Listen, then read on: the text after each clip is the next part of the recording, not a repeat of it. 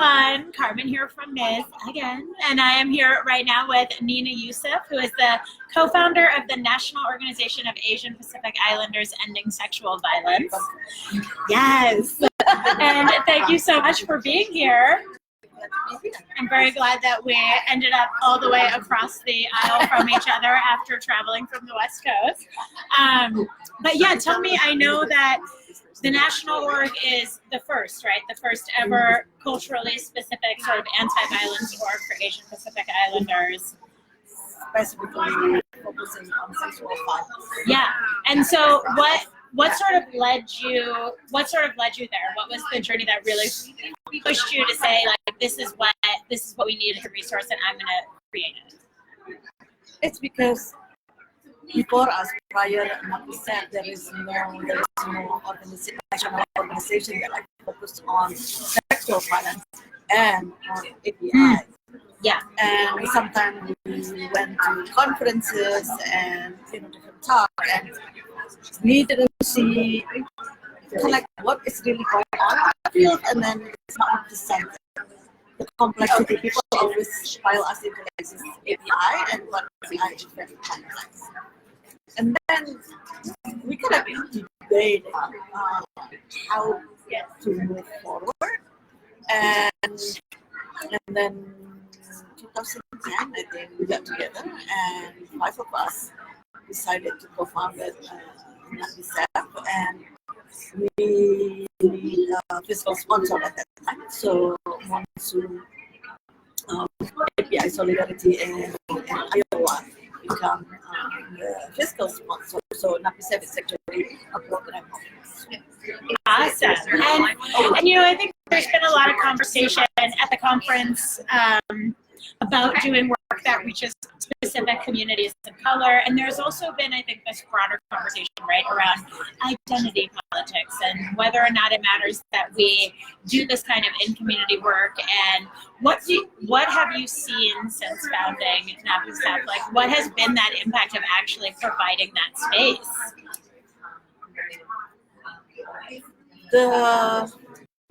What we see is, until like now, even we had a caucus last night, that most of the people defaulted to domestic violence because that's what they know. Yeah. So the advocate, the community, they know about domestic violence, and then the approach to support sexual violence survivors using the domestic violence approach, which is not the right thing.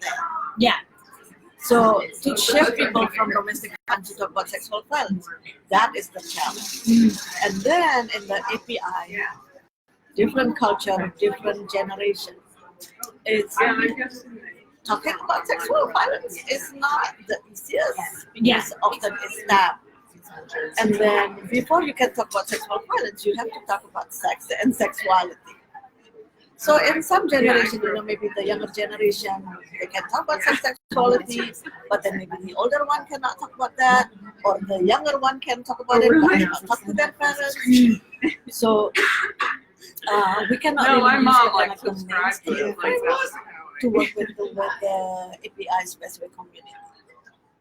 So as example, if we talk about consent, if all over you walk here, we say about consent. Yeah.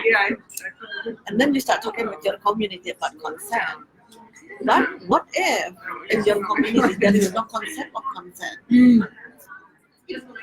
Because of the culture. Yeah. Or because of your faith.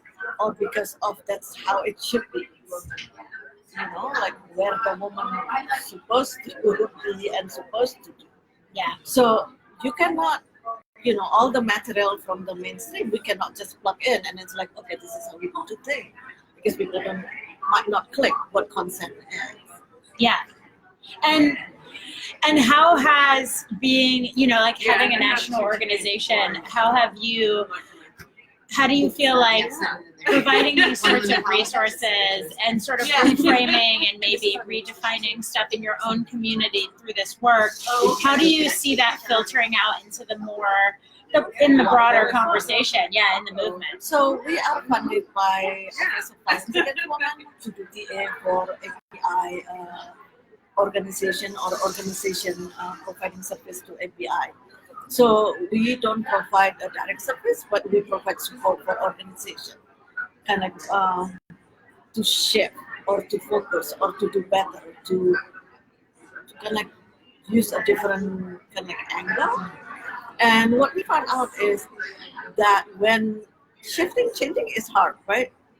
So usually for the organization that we work for 3, 4, 5 years, that's the one that kind of already making changes. So a couple of organizations that we work for like 3, 4, 5 years is one is Guam Coalition of Sexual Assault and Domestic Violence in Guam, the U.S. territories.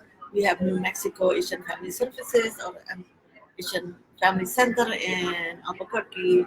We have Garden of Hope in New York. So we've been working with them and then really focus on the importance of looking to sexual violence.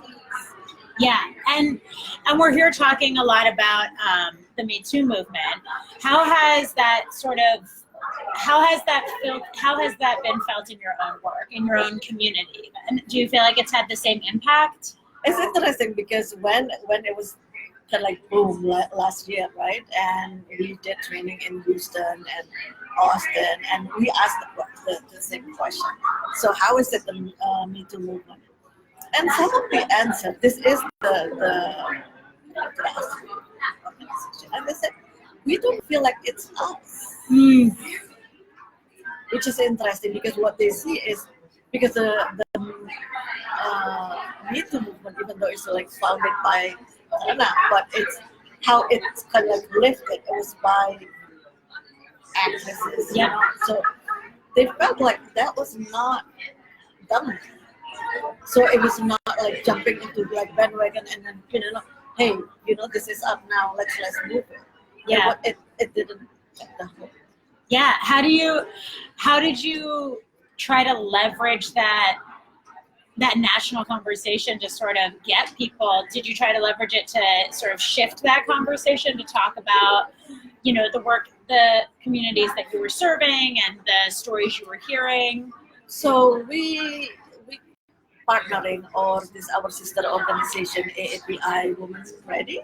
So they created an organization last year, I think, and they did a conference and take that, the Me Too, taking that as a movement within the API community. And they are going to do the conference next month, I think, in September, and Taranam this week. Oh, fabulous. So then we are looking to like, okay, this is not, maybe we cannot push it in the population, the organization we work with, but then, our sister organization, and we are partnering in that to do that. Yeah, and I mean, I've been talking to a lot of folks today, yesterday, and also, throughout this sort of work that I've been doing in this field of how do we make sure that every voice is at the table and that all of our stories are connected, right? Like, how do we make sure that even if it's a movement that was started by Tirana and then sort of popularized by starlets, how do we make sure that it still becomes a conversation where all of us have a voice in there? And as we focus right now at this conference on like moving beyond this breakthrough of Me Too, how do you think moving forward from what we've learned organizing around violence for so long, and now that we have this sort of, I feel like there's a general understanding now of why these sort of why the community-specific work matters, right? Like why it matters that we make space for queer survivors, for survivors of color, for trans survivors, for male survivors. How do you think moving beyond Me Too, how do we make having a really inclusive conversation, all of us at once? So I just remember that when we talk about the Me Too and why some or a lot of API didn't speak up is because as API, as women of color or people of color, queer and trans, is it safe for us to speak up? Yeah. So what does it mean with speaking up, with coming out as survivor or as survivor and plus our identity, right? So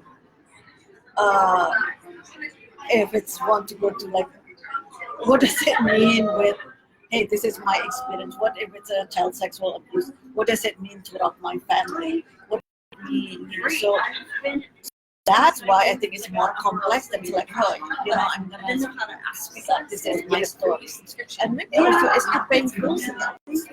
Yeah. So where do I want to put that? Where is the safe space for that? And the safe space has to be created for us, by us. Yeah. And then identity, like naming it.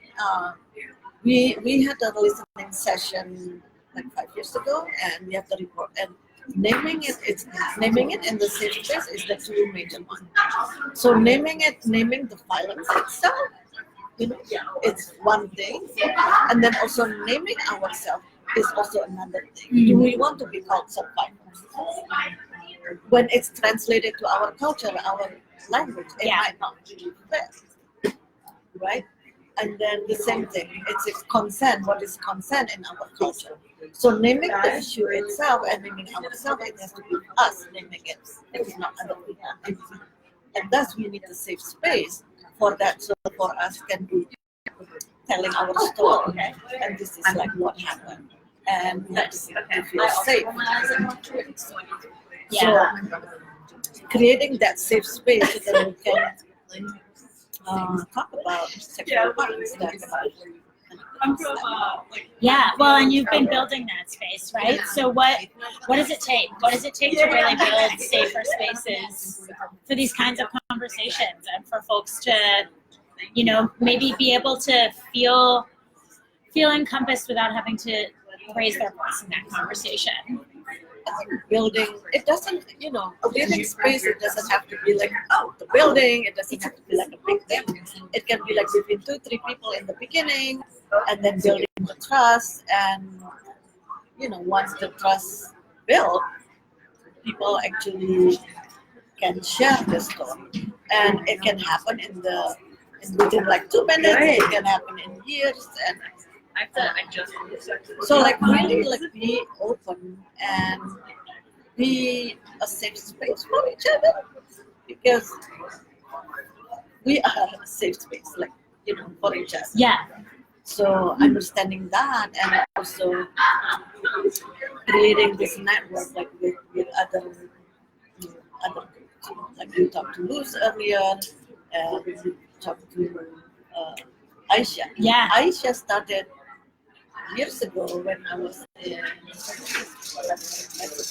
so that's how our network is actually layers and support each other. Yeah. And then, in terms of like structurally, right, when we think about spaces and who gets a seat at the table, are there specific ways that you think that policies or laws could be leveraged to make sure that there's more space for sort of survivors at the margins and the intersections? I think for NAPISER, organizationally, we prioritize people in the margin and obviously for kind of bringing people that is usually not invited or don't have like access. Yeah. And not always the superstar, may I say that, but in the higher level, in the political level, we don't do much like advocacy, so we try to do it our own. Yeah, like building the community. Yeah. And do you feel like that is do you feel like that's where the change has been coming from? Do you see the reverberations of that work in your community? I think it's looking at people, seeing people coming back to us, and then they shift their program, their knowledge, and just the ability kind of to say it, to name it themselves. It's really like hard work, because the first step is kind of naming it.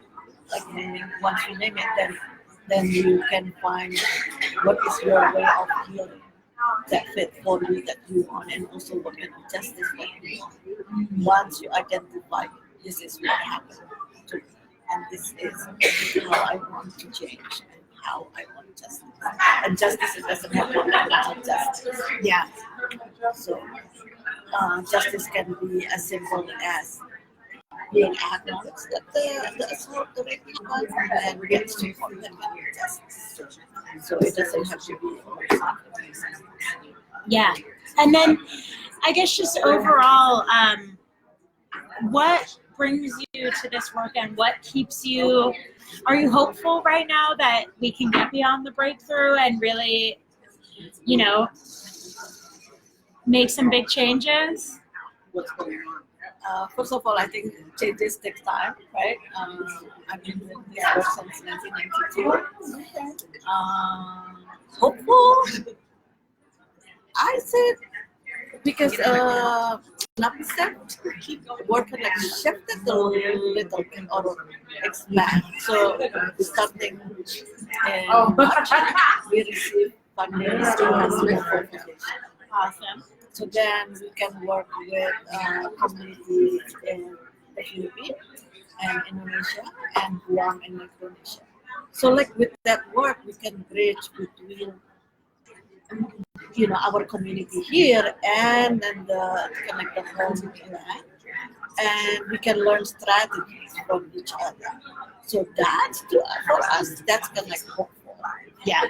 Because there is this tendency that we are the one who ask like no, fast, but it's not. So bridging, between Indonesia, the Philippines, and Guam, Micronesia, they have their own way, and we can also learn from them. Yeah. I love that. A transnational dialogue. Yeah. You guys. Well, thank you so much for all that you're doing with NAFISF and for taking the time to talk to us today and for being here. Thank you for what you do. Thank you.